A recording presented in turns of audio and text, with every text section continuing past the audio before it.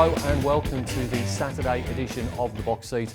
I'm Mark Warwood. 9 races on Amelia Park Katakata Plate Day at Ascot Racecourse. Of course, it will be behind closed doors. We're expecting a sunny day, 28 degrees Celsius. The track to be a good 4 and the rail, it will be at 4 metres.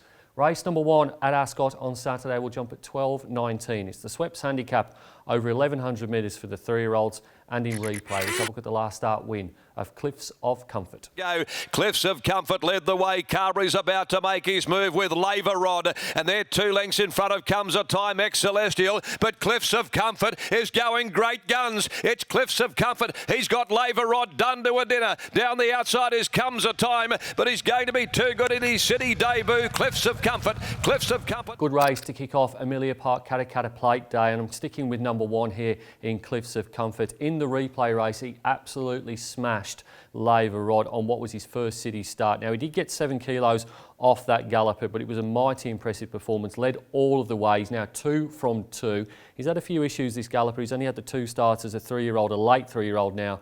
Chris Graham, the stable apprentice, rides down to 57 kilos, is the one to beat. From number 3, Semigel, who certainly put up a personal best effort last time out under William Pike to get the chocolates on the 25th of March, but William Pike deserts Semigel here. He goes for number 2, which is Tommy Blue. Now, benefits from Pike, the blinkers go on. Simon Miller is the trainer. Did win 2 starts ago, but that was a low rating race in which Tommy Blue found the front and got it very, very soft. And then number 4, River Bow, finished second behind Semigel 10 days ago. Gets a decent gate here, gate number 3. It's probably not too much to choose between those. Top selection in race number 1 is number 1, Cliffs of Comfort, to beat 3 Semigel, 2 Tommy Blue and 4 River Bow. Race number 2 at Ascot on Saturday will jump at 12.59. It's the Crown Perth Handicap over 1,400 metres for the 3-year-olds, and in replay, let's have a look at the last start, 4th of Snippy Miss. This has been a heck of a ride by Shooter, and you're dreaming starting to chime in as well. Lipstick Flickers, you're dreaming. 150 to go, and you're dreaming sprints up. Gets the better of Lipstick Flickers. A run for Texas Moon, but you're dreaming. Comes away, home and hosed, you're dreaming. You're dreaming wins it by a length and 3/4 to Lipstick Flickers. Found this a tough race to settle on a top selection. Ended up with the bottom weight here, number 12, Snippy Miss. She reverts back to her own age group. The replay race was a graduation handicap won by Your Dreamin', who has been knocking on the door. Last 2 starts have been in graduations. The one before that was a Class 1. So the last 3-year-old race that Snippy went around in was back on the 12th of February. Gets gate number 2 here, gets in on the minimum. I think he's probably the value selection. Goes on top from number 3, Eurasia, who is another horse that comes back to his own age group. Won a Class 3 last time out against those more seasoned campaigners by a length and 1/4. Clearly has got ability, but not sure where Eurasia is going to get to from gate number 10. Number 7 is Comes a Time, has placed 3rd behind some pretty smart types on each of his last 3 starts. Tommy Blue, Laver Rod and Cliffs of Comfort. The winkers go on, but another one that maps a little bit tricky from gate number 8. And then number 9, quick back up here for Last of the Line, was a really impressive maiden winner on its debut. Beat Outlaw King by 3 1/4 lengths. Unfortunately, the race didn't rate all that well. Not sure what Last of the Line beat. Gets gate number 1. Top selection in race number 2 is number 12, Snippy Miss, to beat 3 Eurasia, 7 Comes a Time and 9 Last of the Line. Race number 3 at Ascot on Saturday will jump at 1.39. Tap Touch West Speed Platinum Handicap over 1,400 metres is the race.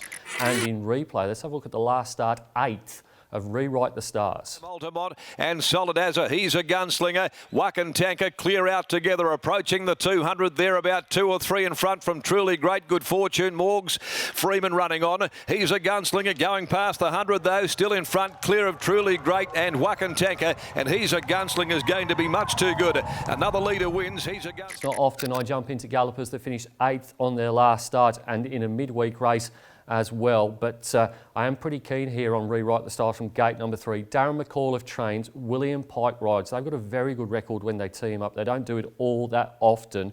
The bar plates go on, but I'm not concerned at all because this stable usually make very good use of them, and that is a significant jockey upgrade from Pike. From Ben Patterson rather to William Pike. Goes on top from number 2, Gates of Babylon, who I tipped last start, led all of the way under Chris Graham, who keeps the ride. Gets gate number 1 here as well, but he did get it a little bit soft in front, goes up in weight, goes up in distance. not so keen on Saturday. Number 4 is Luke's Choice, who was 2.5 lengths off Gates of Babylon in their most recent clash, expecting Luke's Choice to get a little bit closer over the further distance. And then number 5, Sakiara, drops back in trip from the 1600 metres last start to the 1400. The visors come off, gets a decent gate here. But again, the win of Sakiara 3 starts ago was pretty soft. Top selection in race number 3 is number 12, Rewrite the Stars, to beat 2 Gates of Babylon, 4 Luke's Choice and 5 Sakiara. Race number 4 at Ascot on Saturday will jump at 2:19. It's the Amelia Park Beef Handicap over 1,000 metres, and in replay, let's have a look at the most recent trial of Double Jeopardy.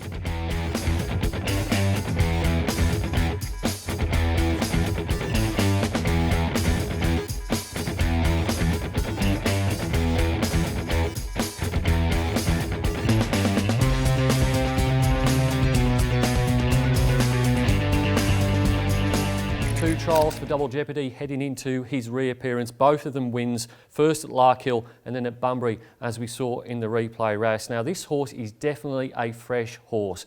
He has had 5 first-up starts for just the 1 win and the 2 minor placings, but his performance ratings in every single one of his first-up runs has been very, very good. The claim here for Chris Graham, if Double Jeopardy is going to win a race in WA, I think it's going to be on Saturday. Goes on top from number 1, which is ATM, who bungled the start last time out, settled 11th of 12, which is not normally his go. Gets gate number 2 here, and his best is certainly good enough for Greg Cave and Jason Whiting.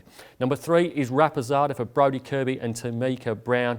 Certainly one for the exotics. This horse has been running really, really well. Finished second last start behind Bedouin Belt, who's also in this race but has drawn one of the outside gates, but simply doesn't win out a turn. And then number 11, She's Vital, gets the nod ahead of Bedouin Belt because of the gate. Bedouin Belt in gate number 11 with William Pike. Fenella Martin's horse with Jerry Noski aboard in gate number 4. Top selection in race number 4 is number 2, Double Jeopardy, to beat 1 ATM, 3 Rapasada and 11 She's Vital. Race number 5 at Ascot on Saturday will jump at 2:54. It's the Amelia Park Lamb Handicap over 2,400 metres and in replay. Let's have a look at the apprentice race, won by Picture Perfect. They've got away by about 2 lengths to Picture Perfect. Kelly's Gem looking for an inside run. Celtic caught down the outside. Wee Ripper making ground as well as Ionics reaches the lead. Picture Perfect is starting to cut the margin down with 100 left to go. Ionics and Picture Perfect. Picture Perfect over on the outside reaches the lead for Queensland's Aidan Thompson, and Picture Perfect won.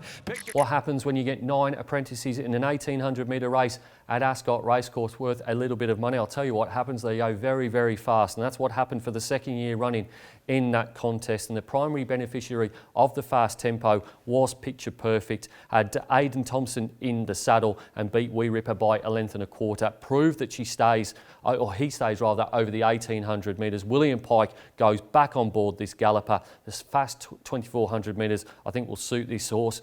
Goes on top. Number 3 is Black Shadow.